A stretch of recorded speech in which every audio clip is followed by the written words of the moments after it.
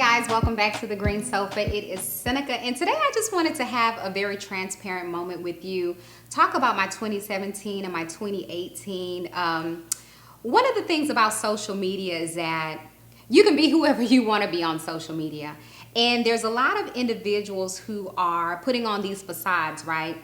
They're posting their highlights, but you don't see the backstory of what their life really looks like. So I meet people all the time who are like, oh my God, Seneca, you look like you're living your best life. And I am. That's very true. I think I live an extraordinary life, but it does not come without its challenges. And that's one of the things that I really want to convey.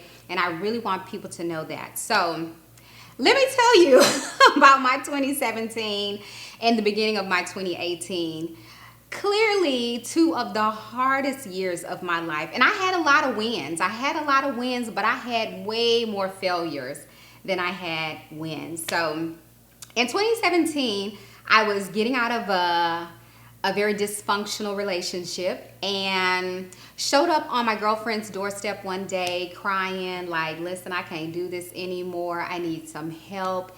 And I am so grateful for her because she opened up her home to me and allowed me to stay there for a couple of months, right, while I was getting myself together. During that time, now this is like when Hurricane Harvey is hitting, all that, y'all. I never forget, I'm in the food stamp line. Okay, I'm there trying to get food stamps because at the time I wasn't working. Had just left, my teaching job, wasn't working, and just didn't have any income coming in, right? The only thing I was really relying on at the time was like my student loans, the residual from that, and was denied for food stamps because they were like, oh, you're a college student. You have to be working at least 20 hours. I was like, well, if I was working, I wouldn't need no food stamps. But y'all, sister was hungry. It was a very hard time in my life. Not only that, but I ended up leaving her house, right? Didn't have a place to go, but you know what? I was like, I'm going to get out of here and look for my own place, right? Ended up moving in with another girlfriend of mine. And that didn't really end too well. I remember coming home one day and them kind of basically asking me to leave. Like, yeah, I don't know where the hell you gonna go, but you got to get the hell up out of here. I was like, okay. So now mind you, I had everything I owned in my car, right? All my books, my clothes, shoes, hats, everything. I'm basically living out of my car. And so I remember that morning when they asked me to leave, I'm riding around Houston, right, with everything I own in my vehicle. And I'm thinking to myself, like, what am I going to do? And now mind you, I'm riding around 288 in my pajamas, right? I didn't even put on clothes. I'm in my pajamas. I'm riding around 288, trying to think of the game plan. Like, oh my God, what is my life looking like? Like, how did I end up here? I was too prideful to call my parents and be like, hey, I'm just going to come over there. So I ended up going to the gym and taking a shower there because thank God I still had a 24-hour gym membership. So I went to the gym, took a shower there, and literally I had a flight the next morning to, Orlando. So I was getting ready to go volunteer at the Women of Power Summit hosted by Black Enterprise in Orlando. And that was on a Tuesday that I was flying out, right? Now this is Monday that I get kicked out. I end up parking at Herman Park, sleeping in my car until 4 a.m. because I had a 6 a.m. flight. Okay, got to the airport, brushed my teeth, threw on my face, some new clothes, all of that. I walked out of there looking like $1,000,000, but nobody knew that I had just slept in my car that night, right? And I know most people are like, well, how are you traveling and doing all of this stuff? Because I'm very strategic, if you haven't figured that out by now. A lot of this stuff I paid for in advance, and I had friends who were helping me out. I could stay at their places or, and I'm always volunteering. So that's one of the things I always tell people. I'm like, the reason why I get to go and do all these fabulous things is because I love to serve and I always volunteer. That's like the easiest way to get into the door. So anyway, get there, have an amazing trip. But of course, I returned to Houston and I don't have a place to stay. By the grace of God, oh my God, I went by my parents' house to go visit with them. And my dad's like, yeah, babe, so how's everything going, y'all? I'm fronting.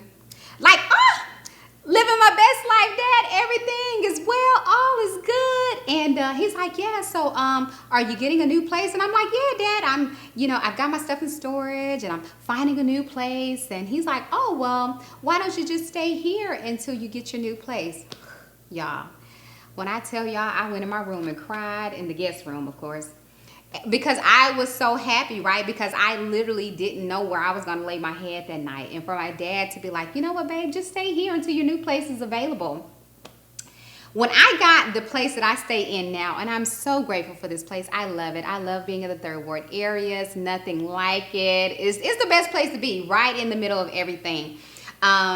Before I got this place, I remember riding around third ward looking for a place, right? Found this place and called my landlord and was like, hey, I see this place is available. She's like, yeah, if you're in the neighborhood, I'll show it to you. Got here, she showed me the place, and I was like, this is mine. This is mine. So I literally just started speaking it into existence. I start, telling God, like, this is mine. I'm claiming it. I know this is what you have for me. I just really felt into my spirit that this was for me. And I would literally ride around the block every day, ride around this neighborhood, blessing this house, like, Lord, thank you for this home. Now, mind y'all, I ain't got no money in the bank. I don't know how I'm going to pay for this new place. I'm barely holding on by a thread. I didn't know how I was going to do it because everything that they needed to get the house, you need at least 2 years of employment history. Didn't have that, right? Because I'm an entrepreneur working for myself. So I didn't have any, tax statements and things like that to show from a corporation. And then, you got to have all these references and you got to have all this down payment. And I remember, y'all, flying to New York on my next trip to go volunteer. And I had put in an application for this place, right? And I remember telling God, you know what? I don't know how it's going to happen. I'm not concerned with the how, but I just know you told me that this was mine. And so I'm putting my faith and trust in you that when I come back from New York, I'll have a place to stay. Literally, when I tell you, when I was getting back on the plane to New York, I called the landlord lady and I was like, listen, I'm going to come up with this money. I promise you, please don't give that place away. I love that place. It's mine. And she said, oh, well, Seneca, someone has already called and put the down payment for you. I was like, come again? Excuse me? What did you say? She was like, yeah, someone has already put the down payment and everything for you. All I need you to do is come pick up the keys. I got off the plane from New York, flying back here, y'all, and went to her house to go collect the keys, okay? When I say blessed and highly favored, that is truly what I am. But I want people to know that my life is not like this picture perfect, always flawless. It's not that, because one of the things people get caught up in is social media, and you can make your life look like whatever you want it to be when you're on social media. So when people see that I'm posting, from the airport, and I'm here at the Essence Festival, I'm here in Miami, I'm here in Vegas, whatever the case may be, they think that's the entirety of my life, and it's not. Those are only highlights. The other 99% of my life, people don't see, right? I'm a full-time graduate student. I'm a researcher. I'm working on stuff. I told people, any given Sunday or just any given day, you could probably find me at a coffee shop, a bookstore, or the park, right? It's not, on someone's beach or, in Miami kicking it. It's not. Those are only the very small snippets that I allow people to see into my life. Pride almost ruined me in 2017 and 2018, literally pride, because I was too prideful to ask for help. There were a lot of things that I was going through that I didn't necessarily have to go through because I was too prideful to ask for help. I didn't want people to see that I was struggling. I didn't want people to see that. I wanted people to see and believe what they were seeing on social media, right? All of the images that I was putting out there. Not that they were a facade, because that is my real life. It's just not all of my life. And so when I got to the point of just realizing that we all go through something, that I'm not exempt, that I'm not anything special, that my life is no different than any other man or woman. It just started to come full circle for me. I get people all the time when I'm out and about, maybe at the grocery store or at an event, and they're like, oh my God, Seneca, I love your pictures. I love your videos. I love the work that you're doing in Africa. I love all the missions and the volunteerism and things like that. And nothing warms my heart more than to hear that.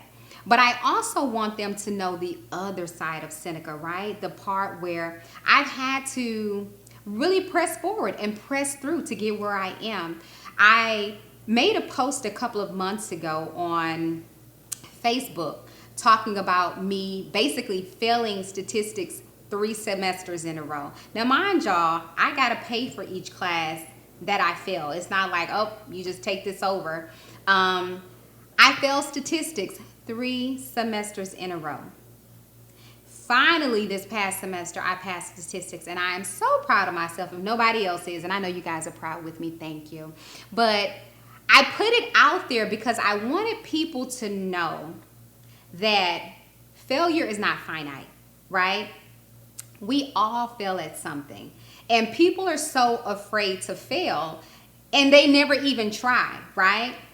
I knew that it was imperative for me to pass this class. And not only that, I wasn't even really failing. I was like not passing with like a C, which I could have gotten by with that, but I didn't want a C. I knew I was too smart for that. I was like, listen, I really want to get it because I have to take this comprehensive exam at some point in time, and I need to make sure I know the information. So it took me giving up a lot of outings when my friends would call and be like, hey, Seneca, we're going to kick it. We're going to do this. And I couldn't go, right? Because I needed to use that time to study. I had to pay for extra books and extra study materials and, Google everything. And listen, I got so many statistics for dummies books. It ain't even funny. And I am not embarrassed about it at all. I did what I had to do because I knew the bigger picture, right? And if I can impart anything to you guys is that do not let pride be your demise. Don't let it. Don't let it. Don't let it. If you need help, ask for help. And listen, I'm preaching to myself because that's one of the hardest lessons I've had to learn. My sisters tease me about it all the time because usually when I go to them for any help, it's because I'm at my wit's end. I've hit a brick wall. I've exhausted all my options. I don't know what else to do. And when you're in survival mode like that, it's not a good place to be, right? Because desperate people make desperate decisions, right? And sometimes those decisions aren't always the best decisions. I've been involved with people shouldn't have been involved with because of desperate situations. I've done things that I wasn't proud of because of desperate situations. And that's never a good place to be. But guess what? I'm here and I'm thriving and I'm doing well. But guess what? Life is a journey. Life is a journey. And every day is different. And what I will tell you is that when you look at these people who are, the Oprahs of the world and, all of these wildly successful people, it came with its challenges. People always see the glory, right? But they don't know the story. They don't know everything that goes into getting to that place of success. And what I've learned is most people aren't even willing to make that sacrifice. When I talk about being a doctoral student, it's a whole commitment and a half. It's not for the weary of heart. It's not for the faint. And that's what I'm discovering because there have been many sleepless nights, many lonely days, many days I'm trying to figure out how my tuition is going to get paid. But guess what? It always does. I always find a way. And it's not all because of me. So let me start there. I'm so blessed to have family and friends who truly care about me, who truly care about my well-being. They have a vested interest in seeing me succeed. And I'm so grateful for that because without those individuals, without my family, without my friends, without that help, I wouldn't be able to do the things that I do, go the places I go. So I celebrate and I honor those people because it does take a tribe. It does take a village. And so when I see people who are like, I'm a self-made this, and no, you're not. everybody helps you along your journey. Trust and believe that. I'm a work in progress. I am a beautiful work in progress. One of the things that I've learned is that you can be a hot mess and still be blessed. You can still be a work in progress and still be working towards the goal. God will still bless you. Because one of the things I got caught up in is, oh God, I'm not going to be blessed because my life looks amazing. Listen, I know I've been transparent with you guys about some of the things that I've engaged in. At one point I was dibbling and dabbling into too much alcohol, right? Because I was trying to numb the pain and I didn't want to deal with my reality. And so those are some of the things that I felt like I had to do at the time. And those were coping mechanisms, which were not great coping mechanisms, but I got through it. And I got through it because there were people who cared about me, who wanted to see me succeed, who loved me, and I loved them back. So don't let pride be your demise. Always keep pushing through. Keep pushing through. Because one thing I love about seasons is seasons change. How about that? So just because you're going through a very tough season right now does not mean it will always be that way. Because most people give up before the breakthrough, right? Right when they get to that point of things about to turn around in their lives, they start to backpedal, right? Because it can be scary. I think more people are afraid of success than they are of failure. Because being successful requires a different level of yourself. That's what I've learned over these last couple of years. The same giftings and anointing and things that got me here is not the same that's going to get me to the next level. So I've got to constantly be grooming myself, constantly be elevating myself, constantly be putting myself around those people who help to elevate me as well. And so 2017, I probably lost more than half of my friends, because I've learned that on this journey, it can get very lonely. It can get very lonely because not everybody has your best interests at heart. Not everybody wants to see you succeed. And so that's why I always say, celebrate the people who are truly on your team, who really want you to win.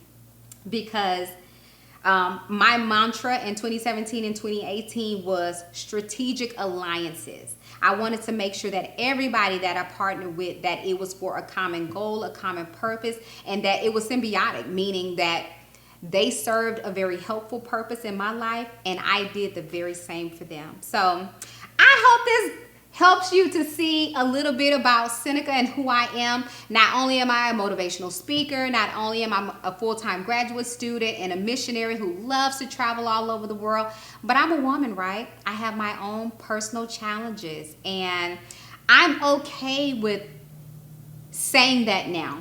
There was a time when I wasn't bold enough, I wasn't brave enough to say that, but I've learned that the more transparent, the more vulnerable I am, that I take that power away from the enemy, right? I take that aha moment away from him to keep me in a defeated place. And I am in such a beautiful place now, and it's because I wake up every day and I make that decision to be happy, to be joyous, to keep pressing forward. And that's what I want to leave you with. I want you guys to keep pressing forward no matter what happens. Understand that seasons do change, and make your next season your best season. Love you guys. See you next time on the Green Sofa.